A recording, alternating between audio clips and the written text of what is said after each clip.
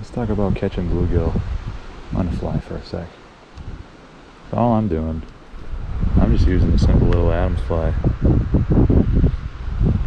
Sometimes I use 5X Tippet, sometimes I use 7X Tippet. Right now I have 7X Tippet and a 5X leader.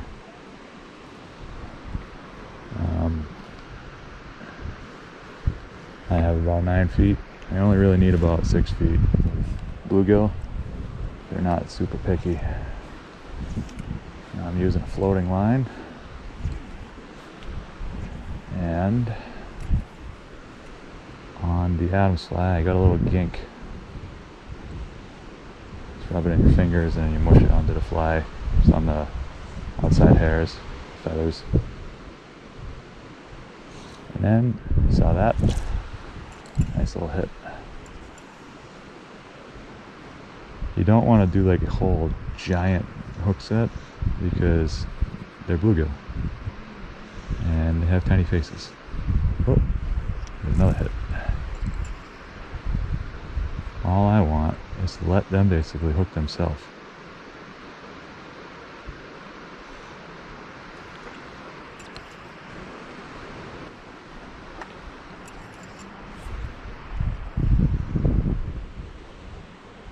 Cast it out. Right now I'm aiming at the shallows.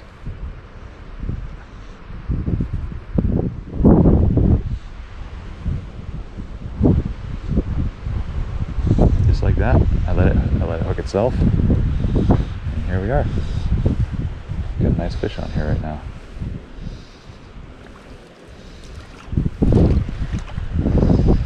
Oh my gosh. He wrapped himself up in the line. You see that?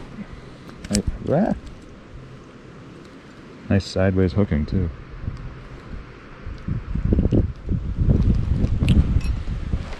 And just like that, that's how you catch a bluegill on the fly.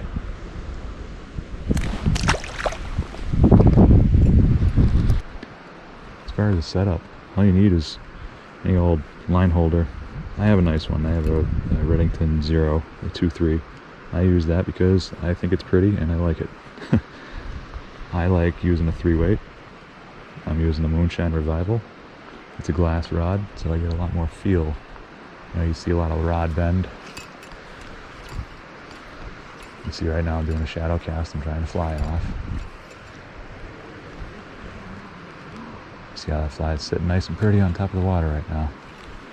I'm in a pool of bugs right there. So when you're in still pond water like this, I got a waterfall over there, so that's causing a little bit of current. But when you're in still water like this, sometimes you gotta pull it in. Oh, there we go. Oh, bluegill came up at it. All you gotta do is just kind of move the fly around. He's looking at it.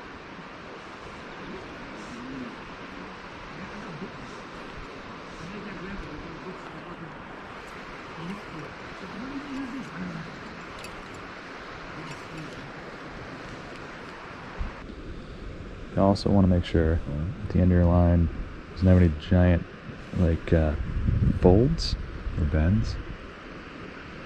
Sometimes that spooks the fish a little bit. So there are 2 ways I'll cast when it comes to just an overhead cast. Right now I'm on a 3-weight. It's only 7 foot?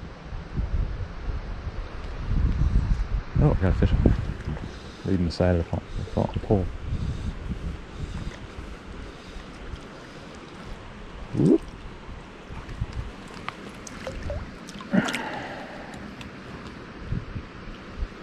Is it a little longer? Very cool.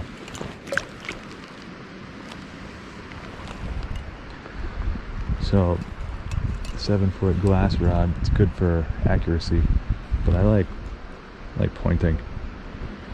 I use my index finger if I'm going to do that. Sometimes you'll even see me do this, but some people like fishing with their thumb a little better. They keep it up top. I like pointing. I do a small double haul because I'm only fishing like I said, 7-foot rod. You can cast a mile with this if you want, but I'm 20 feet to the other side. I have no reason to cast a mile.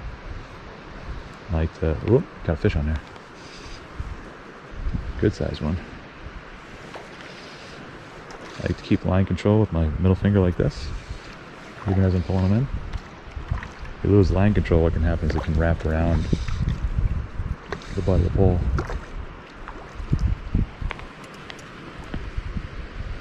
Alright.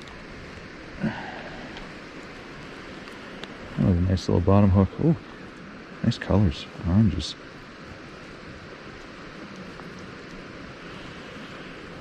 Ta-da. See ya.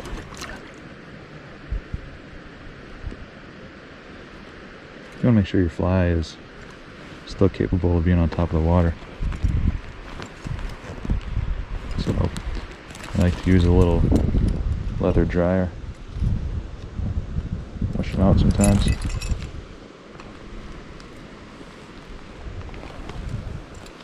Give it a few shadow casts. You know, basically all I'm doing is drying it out.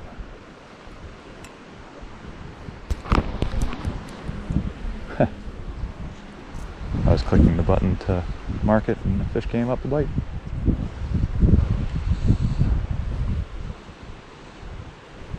But yeah, bluegill. If you see bugs skittering across the top, they're on a bug, they're on an fly, they're on a gnat. Just like that. See? Let it set itself. You don't have to slam it upwards.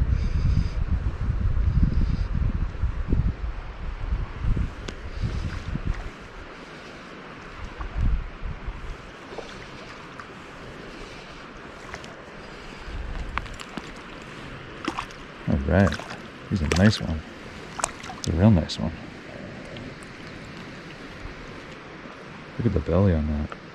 A lot of beef. If you're a catch and keep guy, you know, this type of fishing is, you're gonna get you buckets of fish. If you're a catch and release guy, well, you're gonna get buckets of fish that you get to throw back. It's a good idea.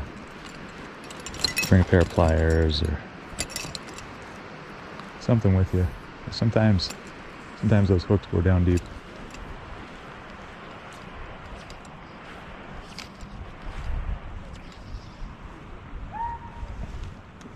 There we go.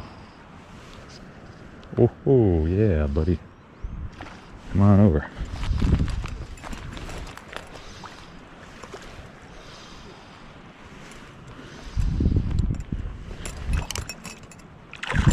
Whoop, nope. I ain't ready to give up. You know, gotta love all the people that throw their twisted tea cans and crap in the water. Please don't litter, guys. Alright, thank you.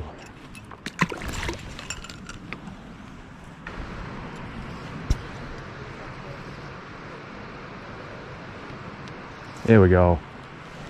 See, like that? I don't want to yank too hard because it'll pull it right out of its mouth.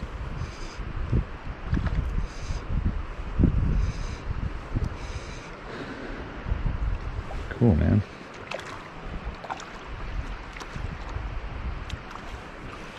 Come on in, though, bud. Oh my gosh. The spunk.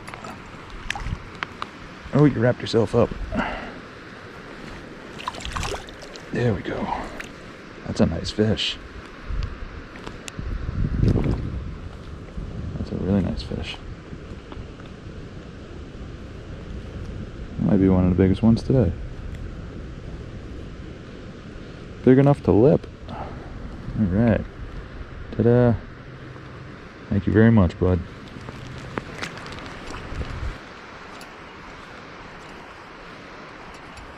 So yeah, all you're doing, dry out the fly.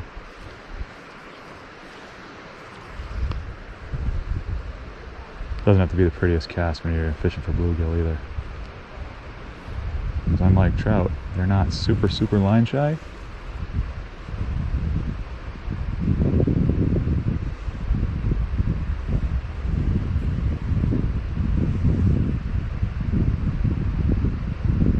not bad right now. And see that? I let him set himself. And you pull up. Oh, he let go.